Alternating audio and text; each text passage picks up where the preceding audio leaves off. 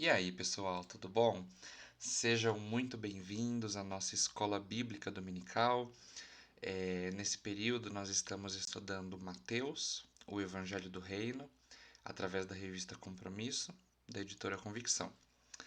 A aula de hoje, pessoal, tem o tema As Evidências do Cristão. E para nós estudarmos e discorrermos sobre esse tema, nós faremos a leitura dos capítulos 5, 6 e 7 do Evangelho de Mateus. E para começarmos, eu vou fazer uma oração e depois nós damos início à nossa aula. Senhor Deus, muito obrigado, Pai, porque o Senhor nos possibilita estarmos aqui, Senhor, reunidos, para aprendermos um pouco mais sobre o Senhor, sobre os seus ensinamentos. Obrigado porque o Senhor esteve e está nos abençoando, Deus. Eu lhe peço que o Senhor nos ajude nesse momento, Senhor, nos traga toda clareza, todo entendimento, para que possamos, Deus, absorver o conteúdo, os ensinamentos que estaremos tratando na aula de hoje e que possamos também colocá-los em prática, Pai. No nome de Jesus é o que eu lhe peço. Amém. O texto áureo da lição de hoje, pessoal, está no capítulo 6, versículo 6 do Evangelho de Mateus. Diz assim: Mas, quando orarem, cada um vá para seu quarto, feche a porta e ore a seu pai, em segredo.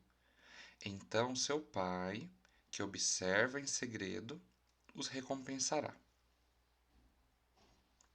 E aí, pessoal, a gente começa a fazer a leitura do texto bíblico a partir do capítulo 5 e vamos até o final do capítulo 7, tá bom? Então eu trouxe aqui os textos, irei fazer a leitura e aí você pode me acompanhar, tá bom?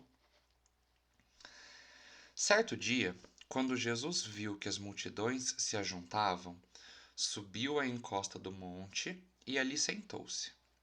Seus discípulos se reuniram ao redor e ele começou a ensiná-los. Felizes os pobres de espírito, pois o reino dos céus lhes pertence. Felizes os que choram, pois serão consolados. Felizes os humildes, pois herdarão a terra. Felizes os que têm fome e sede de justiça, pois serão saciados. Felizes os misericordiosos, pois serão tratados com misericórdia. Felizes os que têm coração puro, pois verão a Deus. Felizes os que promovem a paz, pois serão chamados filhos de Deus. Felizes os perseguidos por causa da justiça, pois o reino dos céus lhes pertence. Felizes são vocês quando, por minha causa, sofrerem zombaria e perseguição, e quando outros, mentindo, disserem todo tipo de maldade a seu respeito. Alegrem-se e exultem, porque uma grande recompensa os espera no céu. E lembrem-se de que os antigos profetas foram perseguidos da mesma forma. Vocês são o sal da terra. Mas se o sal perder o sabor, para que servirá? É possível torná-lo salgado outra vez? Será jogado fora e pisado pelos que passam, pois já não serve para nada. Vocês são a luz do mundo. É impossível esconder uma cidade construída no alto de um monte. Não faz sentido acender uma lâmpada e depois colocá-la sob um cesto. Pelo contrário, ela é colocada num pedestal, de onde ilumina todos que estão na casa. Da mesma forma, suas boas obras devem brilhar, para que todos as vejam e louvem seu Pai, que está no céu. Não pensem que eu vim abolir a lei de Moisés ou os escritos dos profetas. Vim cumpri-los. Eu lhes digo a verdade. Enquanto o céu e a terra existirem, nem a menor letra ou o menor traço da lei desaparecerá até que todas as coisas se cumpram. Portanto, quem desobedecer até ao menor mandamento e ensinar outros a fazer o mesmo, será considerado o menor no reino dos céus. Mas aquele que obedecer à lei de Deus e ensiná-la, será considerado grande no reino dos céus. Eu os advirto, A menos que sua justiça supere muito a justiça dos mestres da lei e dos fariseus, vocês jamais entrarão no reino dos céus. Vocês ouviram o que foi dito a seus antepassados: não mate. Se cometer homicídio, estará sujeito a julgamento. Eu, porém, lhes digo que basta irar-se contra alguém para estar sujeito a julgamento. Quem xingar alguém de estúpido corre o risco de ser levado ao tribunal. Quem chamar alguém de louco corre o risco de ir para o inferno de fogo. Portanto, se você estiver apresentando uma oferta no altar do templo e se lembrar de que alguém tem algo contra você, deixe sua oferta ali no altar. Vá, reconcilie-se com a pessoa e então volte e apresente sua oferta. Quando você e seu adversário estiverem a caminho do tribunal, acertem logo suas diferenças.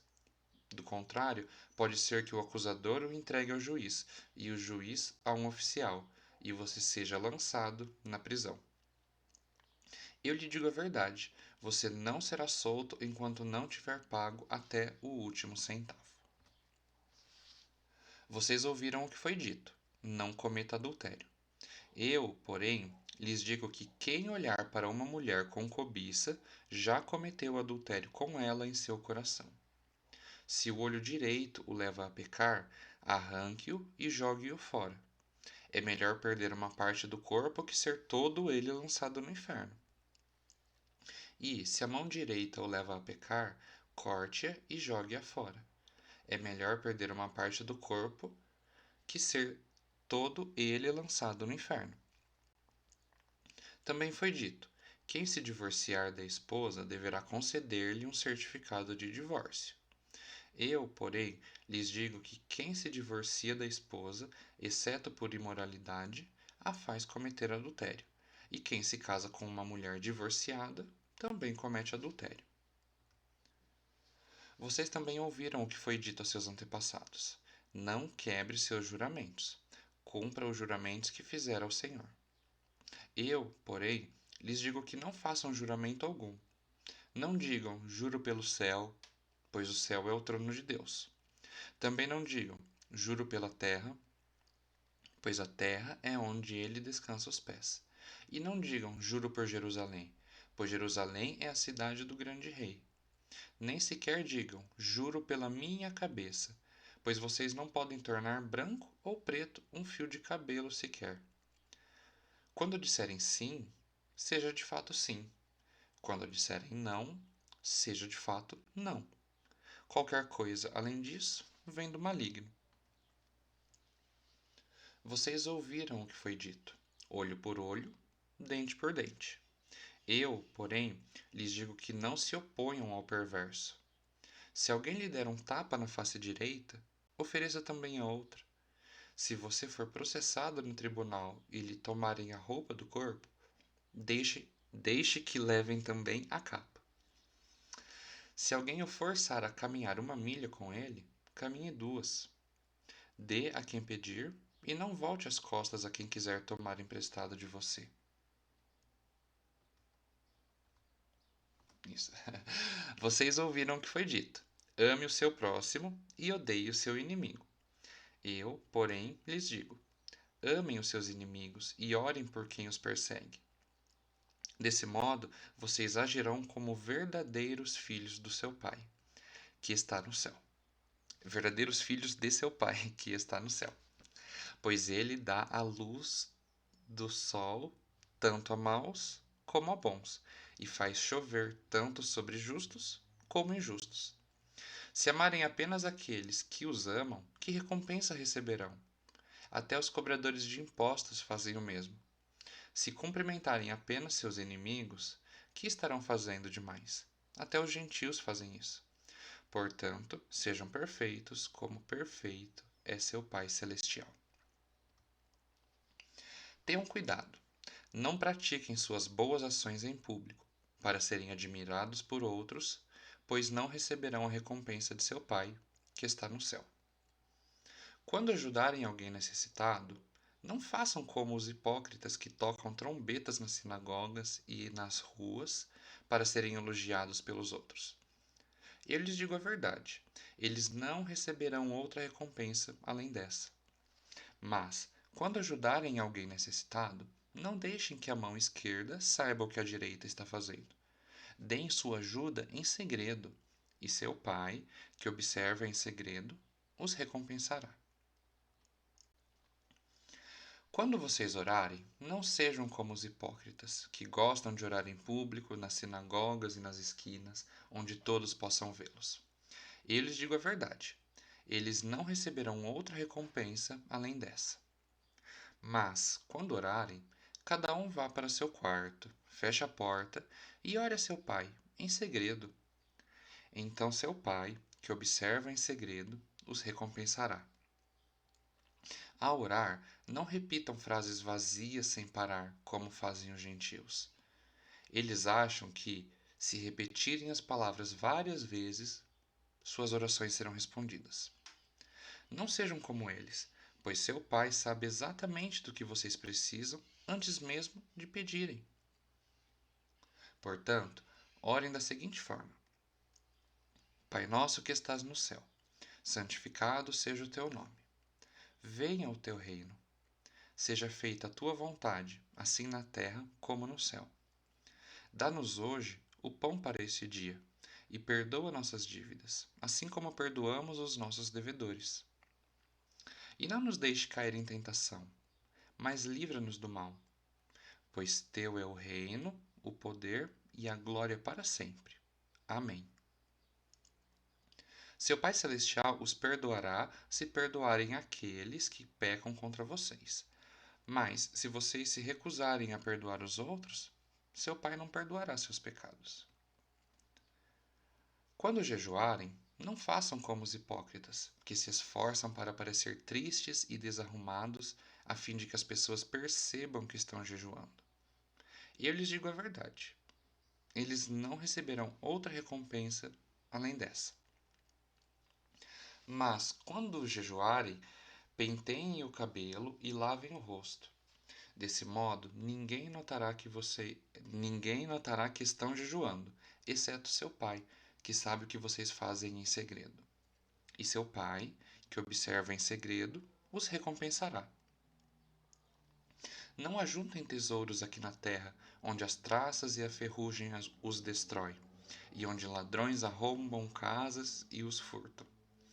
Ajuntem seus tesouros no céu, onde traças e ferrugem não destrói, onde ladrões não arrombam nem furtam.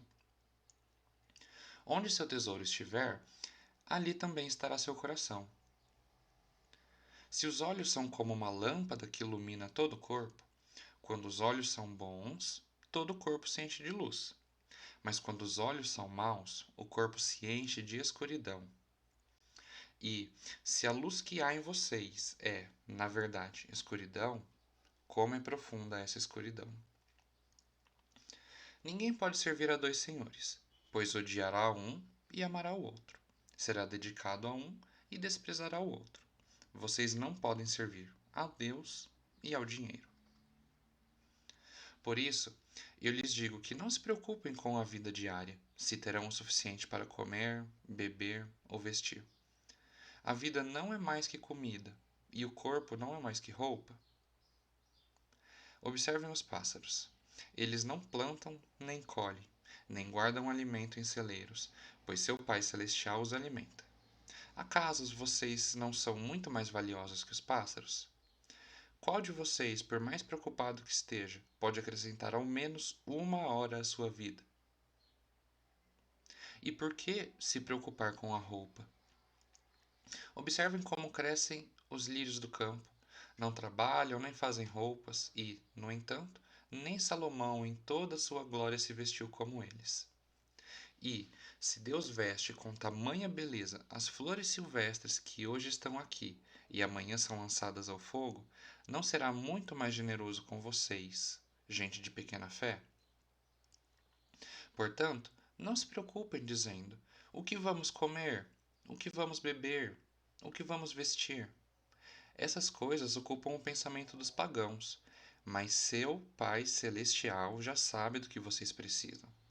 Busquem, em primeiro lugar, o reino de Deus e a sua justiça, e todas essas coisas lhe serão dadas.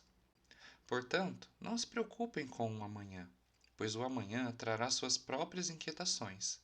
Bastam para hoje os problemas desse dia. Não julguem para não serem julgados, pois vocês serão julgados pelo modo como julgam os outros. O padrão de medida que adotarem será usado para medi-los. Por que você se preocupa com o cisco no olho de seu amigo, enquanto há um tronco em seu próprio olho? Como pode dizer a seu amigo: deixe-me ajudá-lo a tirar o cisco de seu olho, se não consegue ver o tronco em seu próprio olho? Hipócrita! Primeiro livre-se do tronco em seu olho, então você verá o suficiente para tirar o cisco do olho de seu amigo. Não deem o que é santo aos cães, nem joguem pérolas aos porcos, pois os porcos pisotearão as pérolas, e os cães se voltarão contra vocês e os atacarão. Peçam e receberão, procurem e encontrarão, batam e a porta lhes será aberta. Pois todos que pedem, recebem, todos que procuram, encontram, e, para todos que batem, a porta é aberta. Respondam: se seu filho lhe pedir pão, você lhe dará uma pedra? Ou se pedir um peixe, você lhe dará uma cobra? Portanto, se vocês, que são maus, sabem dar bons presentes a seus filhos, quanto mais seu Pai, que está no céu, dará bons presentes aos que lhe pedirem. Em todas as coisas, façam aos outros o que vocês desejam que eles lhe façam. Essa é a essência de tudo que ensinam a lei e os profetas. Entrem pela porta estreita. A estrada que conduz à destruição é ampla, e larga é sua porta, e muitos escolhem esse caminho. Mas a porta para a vida é estreita, e o caminho é difícil, e são poucos os que o encontram. Tomem cuidado com falsos profetas que vêm disfarçados de ovelhas, mas que, na verdade, são lobos esfomeados. Vocês os identificarão por seus frutos. É possível colher uvas de espinheiros ou figos de ervas daninhas? Da mesma forma, a árvore boa produz frutos bons, e a árvore ruim produz frutos ruins. A árvore boa não pode produzir frutos ruins, e a árvore ruim não pode produzir frutos bons. Toda árvore que não produz fruto, desculpa. Toda árvore que não produz bons frutos é cortada e lançada ao fogo. Portanto, é possível identificar a pessoa por seus frutos. Nem todos que me chamam Senhor, Senhor entrarão no reino dos céus, mas apenas aqueles que, de fato, fazem a vontade de meu Pai, que está no céu. No dia do juízo, muitos me dirão: Senhor, Senhor, não profetizamos em teu nome, não expulsamos demônios em teu nome e não realizamos muitos milagres em teu nome? Eu, porém, responderei: nunca os conheci. Afastem-se de mim, vocês que desobedecem à lei. Quem ouve minhas palavras e as pratica é tão sábio como a pessoa que constrói sua casa sobre uma rocha firme. Quando vierem as chuvas e as inundações, e os ventos castigarem a casa, ela não cairá, pois foi construída sobre rocha firme. Mas quem ouve meu ensino e não o pratica é tão tolo como a pessoa que constrói sua casa sobre a areia. Quando vierem as chuvas e as inundações e os ventos castigarem a casa, ela cairá com grande estrondo. Quando Jesus acabou de dizer essas coisas, a multidão ficou maravilhada com seu ensino, pois ele ensinava com verdadeira autoridade, diferentemente dos mestres da lei. Certo, pessoal? Então, depois da leitura desses 3 capítulos aqui, a gente conversa sobre algumas coisas. Esses 3 capítulos, eles são um resumo feito por Mateus de todos os ensinamentos que Jesus deixou para seus seguidores. É como um manual de comportamento cristão. Então, esses ensinamentos que Jesus deixou para seus seguidores, eles são um manual de comportamento cristão. E segui-lo ou não é uma opção de cada pessoa. E aí, pessoal, aqui no capítulo 5 de Mateus, a gente começa falando sobre o perfil do discípulo de Cristo. A aula magna ela começa com as bem-aventuranças. A palavra bem-aventurança ela vem do hebraico asherê e no grego makarios, que significa feliz, constante estado de graça e paz de alma. Então, na versão que nós lemos, que nós fizemos a leitura aqui, a gente já lia com a palavra feliz, mas em outras versões está escrito também bem-aventurado. Então, aqui Jesus fala sobre as bem-aventuranças, que significam também feliz, constante estado de graça e paz de alma. E aí, são 8 citações com a expressão bem-aventurados ou felizes, dos versículos 1 ao 12 do capítulo 5 de Mateus. Começa com ser humilde, ou seja, uma opinião correta sobre si mesmo. Depois, ensina sobre nossa relação com o pecado. Segue ensinando sobre a atitude humana em relação a Deus, como misericórdia, coração limpo, pacificadores. E aí, pessoal, a partir do versículo 10 até o versículo 16 do capítulo 5 de Mateus, Jesus traça a atitude do cristão em relação ao mundo em que vive. O modelo apresentado é exatamente o contrário ao que o mundo oferece. Por isso, o preparo para os ataques. Então, esse modelo apresentado por Jesus é um modelo contrário ao modelo que o mundo oferece. E por isso ele adverte, né? Ele fala, para estarem preparados para os ataques. Também, Jesus ele usa uma metáfora, como o sal e a luz. Depois, dois elementos, né? Li errado aqui. Então, o sal e a luz. O sal e a luz eles são dois elementos essenciais para a vida. O sal que conserva e dá sabor à comida, e a luz que favorece nossas atividades. O sal puro é formado de minúsculos cristais transparentes e incolor. O sal, ele não permite que os alimentos se estraguem. Entre os gregos e romanos, o sal era usado como moeda de compra e venda. E isso cerca de 4.000 anos antes de Cristo. Daí a origem da palavra salário, né? Então, o início da palavra salário é sal. Porque o sal ele era usado como uma moeda de compra e venda pelos gregos e romanos lá antigamente, lá desde 4.000 anos antes de Cristo. E aí o autor aqui da revista ele traz uma reflexão interessante, né? Nós ficamos sem açúcar, mas não sem sal. Nós tomamos, por exemplo, uma xícara de café sem açúcar, mas não comemos uma feijoada sem sal, né? E não é a quantidade, mas a pureza que vai valorizar quem está próximo. E infelizmente, há muitos que passam passam uma vida sem sabor e que acabam prejudicando. Então, vou fazer a leitura aqui novamente. Ó. Infelizmente, há muitos que passam uma vida sem sabor e que acabam prejudicando. Parece, mas não é. Né? É essa questão da pureza, né? Não é a quantidade, e sim a pureza que valoriza, que vai valorizar quem está próximo. E aí, pessoal, o texto segue falando sobre a luz. Deus fez o dia e a noite. Por muito tempo não havia luz nas casas e ainda em alguns lugares mais distantes também não há. A luz ela é fundamental para as atividades do dia a dia.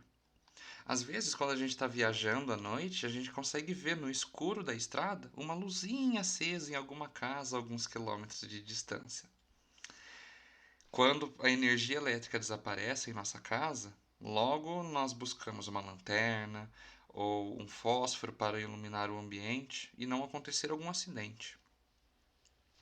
E aí ninguém acende uma vela no escuro e coloca atrás do sofá, né? Coloca-se no centro da mesa para iluminar todo o ambiente. E aí, pessoal, Jesus usa esses dois elementos. O sal como uma presença saudável e edificadora do cristão nesse mundo com tantas ameaças, e a luz que ilumina e ajuda as pessoas a acharem o caminho, que é Jesus. E aí fica a reflexão: que sal eu tenho sido? Que luz eu sou? Aí o autor convida a gente. Vamos parar, pensar um pouco sobre a nossa influência nesse mundo, né? Que sal eu tenho sido? Que luz sou eu?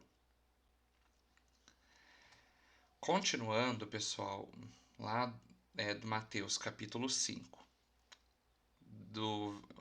Mateus capítulo 5, do versículo 17 até Mateus capítulo 7, versículo 12, vai trazer mais instruções práticas, né? Jesus, então, ele lembra a lei dada Jesus lembra a lei dada em Êxodo e declara enfaticamente que veio para cumpri-la e não acabar com ela. Ele conhecia muito bem toda a lei e as profecias. Jesus também ele fala sobre homicídio de uma forma direta e pesada. Então, lá nos versículos 21 ao 26, Jesus vai falar um pouco sobre o homicídio. E não é atirar no outro com uma arma possante, mas guardar ira em seu coração contra alguém já é um homicida. Quantas pessoas iradas que guardam as 7 chaves no coração toda a sua raiva?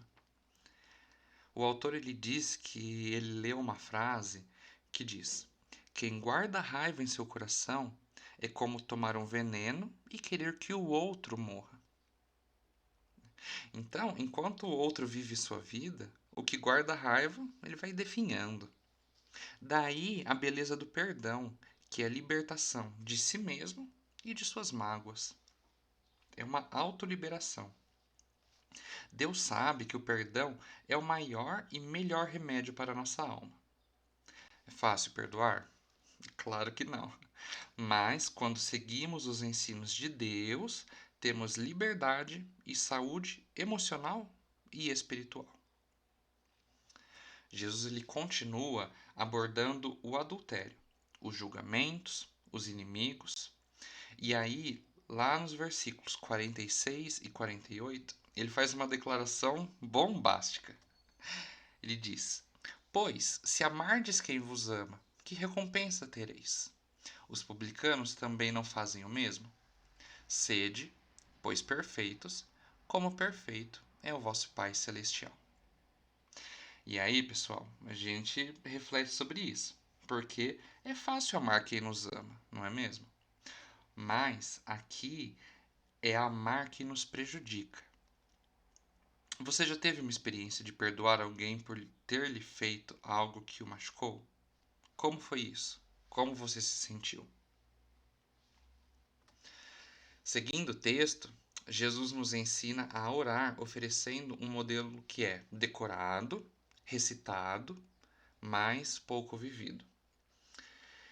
Invoca Deus que está no céu, mas também entre nós. Reconhece sua santidade ao solicitar a vinda do reino dele em nós e entre nós, e a submissão total à sua vontade em nossa vida.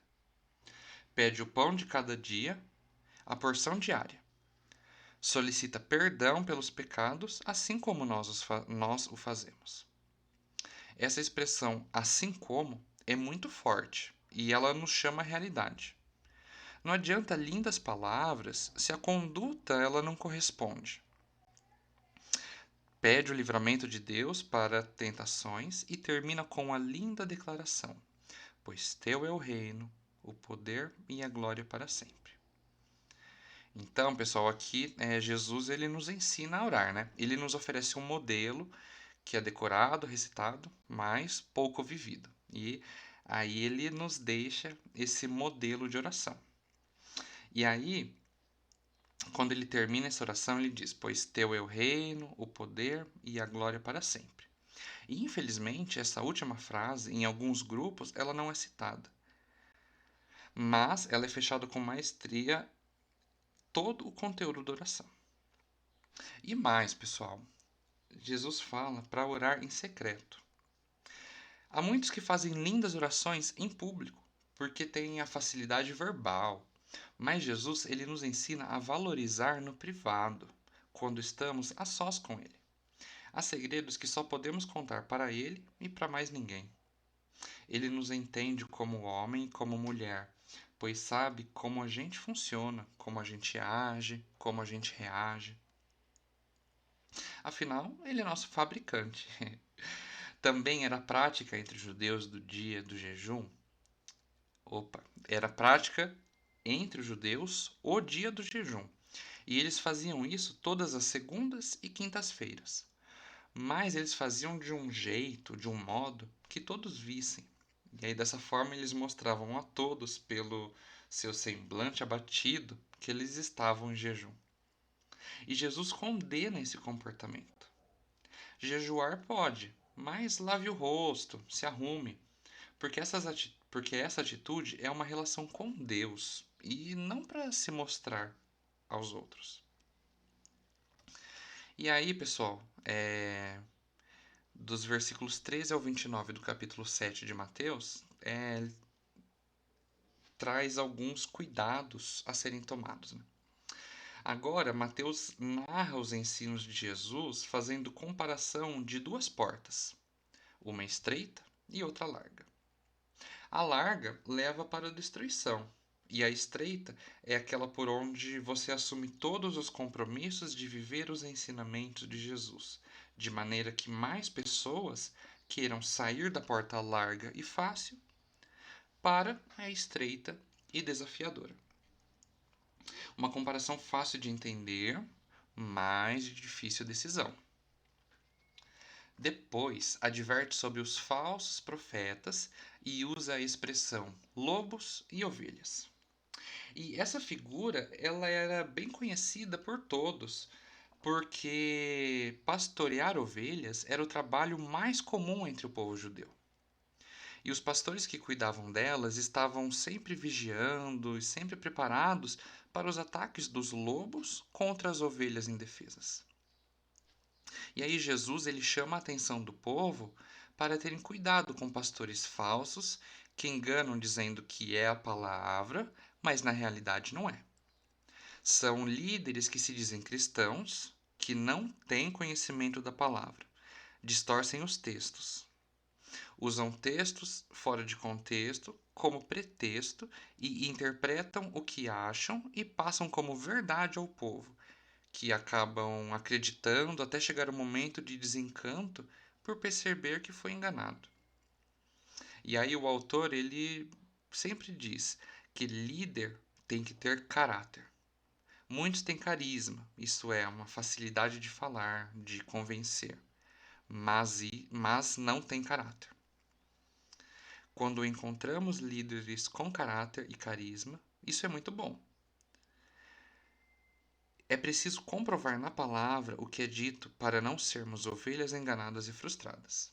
Então aqui mais um conselho, né? Mais uma dica, mais uma advertência.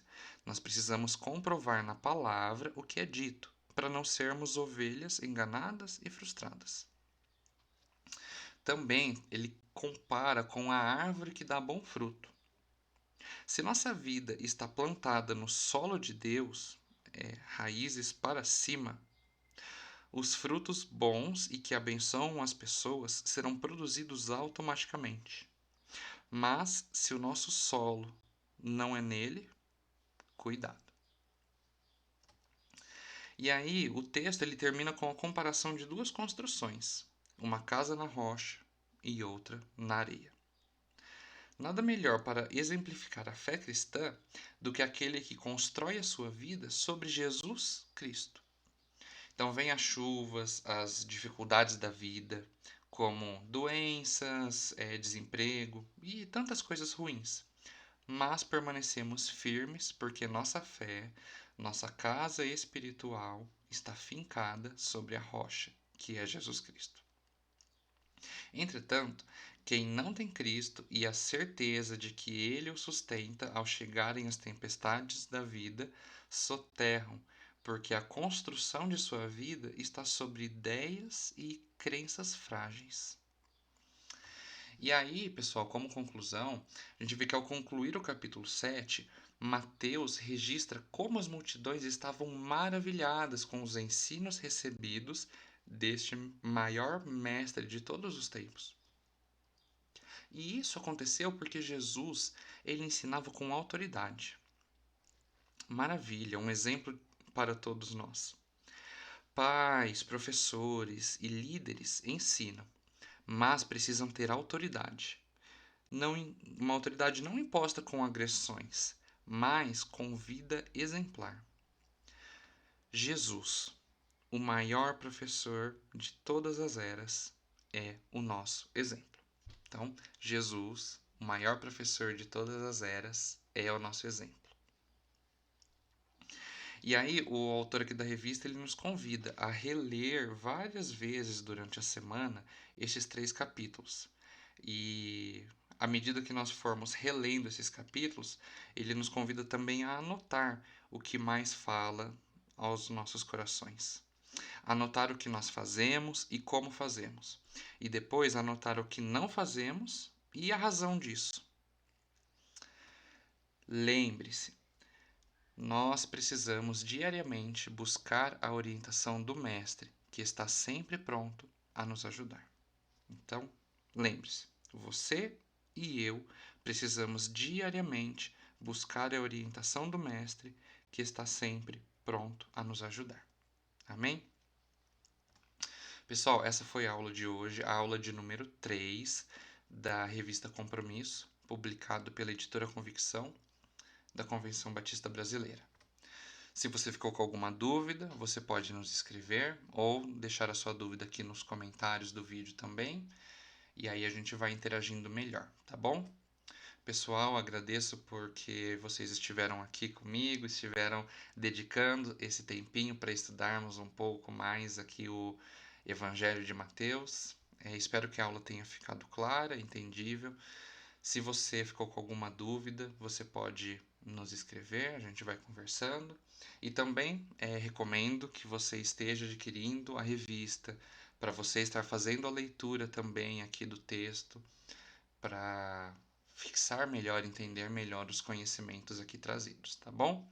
Então, pessoal, muito obrigado. Desejo que você e sua família tenham um dia, uma semana abençoada, tá bom? Até mais, pessoal.